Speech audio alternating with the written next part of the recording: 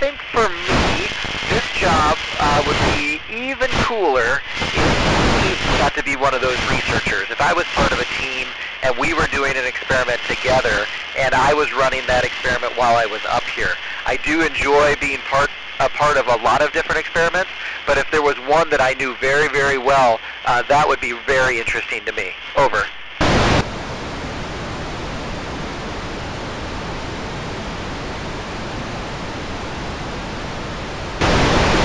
Yes, very much so. In fact, this is a 10-minute break for me in the middle of a very busy day, which I'm very happy to get to do. But our days tend to start about 7:30 in the morning and they go until 7:30 at night. And we are constantly hopping from one event to the other. And again, that is either an experiment or doing things that the space station itself requires. It's very interesting. We get to see a lot of different things. So at the end of the day, we may be tired, but it seems really, really rewarding because we've done so many very different things.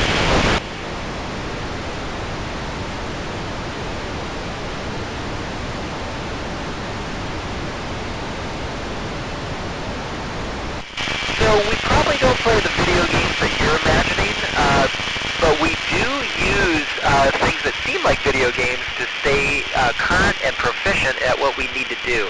For example, we have a computer simulation of flying the robotic arm. We have a giant robotic arm in the space station that we use for a variety of things, catching cargo vehicles.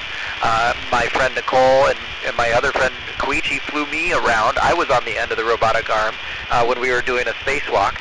And so we have a computer simulation that allows us to stay very proficient at being able to manipulate that arm. We have one that also helps us practice being able to fly our little spacesuit when we're doing spacewalks. If we ever needed to, we have virtual reality up here that helps us train and be ready to do that. Over.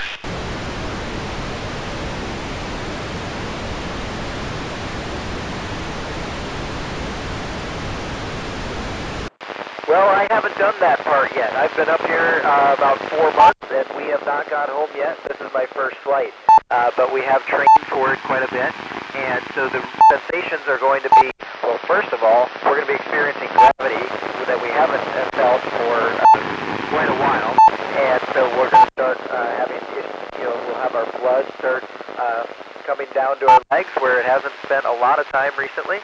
And we'll also be experiencing accelerations on our bodies. So we'll experience some G's, but they won't go from our head to our feet. It will really go back through our chest. And so it'll feel like somebody's sitting on our chest.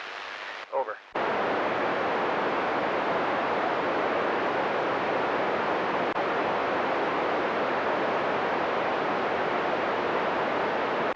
You know, I've never been woken up by it, but I've certainly seen it as I'm falling asleep. And I did physics before I became a test pilot. And so part of that physics was making detectors not unlike our eyeballs up here. And so when I see one of those things happen, I get really excited about it because it reminds me of my previous life as a physicist. Over.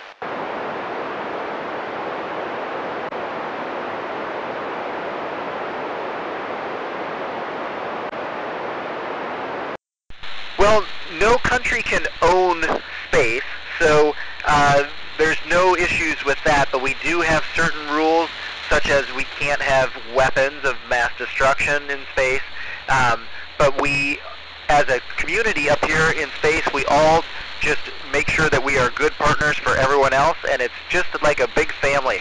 Everyone does their part and contributes to this and makes an incredible, incredible human space exploration program. Over.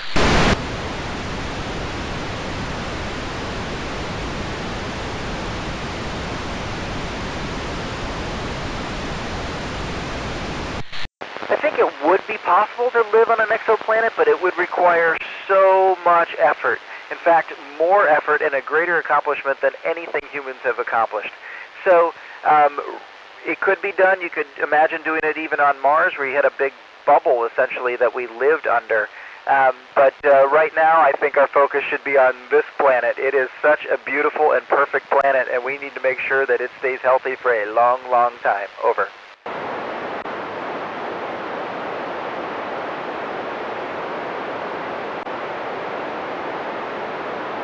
I think no matter what you want to do, you need to study what you love and what you're passionate about.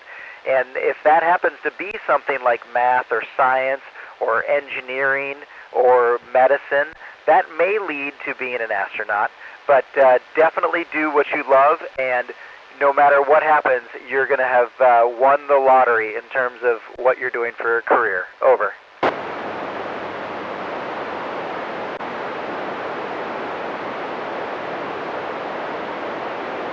You know, it sounds cliche, but I haven't been bored yet.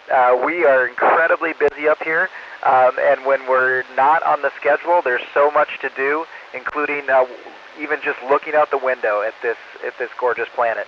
But I'll tell you one fun thing that we get to do, and in fact, I just did it yesterday. The space station did a boost, which means it just comes up to a slightly higher altitude because it had been dragging down over the past month or two. And so what I did is with my friend Anya, we just hung out in the middle of a module, not touching anything. And then as the rockets fired, the space station moved around us. And so it looked like we were translating down the space station. Over.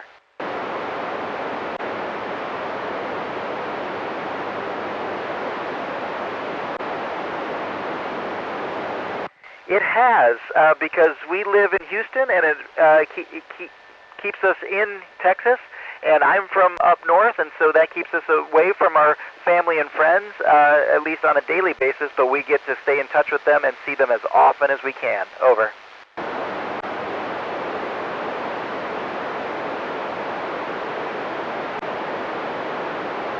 On launch day, we are probably physically as strong as we've ever been, and probably psychologically as well, because we're so incredibly well trained. The people on the ground who get us ready for this don't leave a single stone unturned. So we are ready to go and excited to get to work. Over.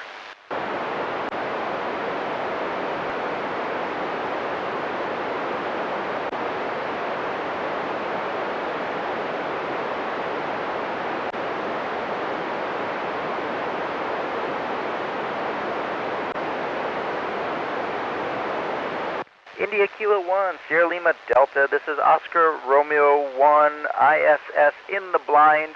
Thank you for giving me a break and a lot of fun today. Good luck to you, 73.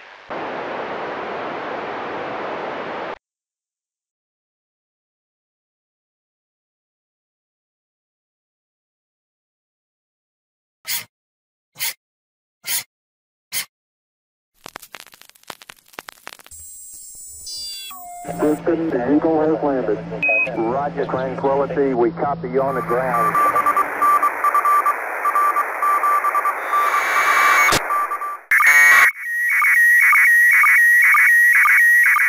Satellite, Oscar, LT7, Charlie Lima, satellite. Excellent, many thanks. Bye-bye, ciao.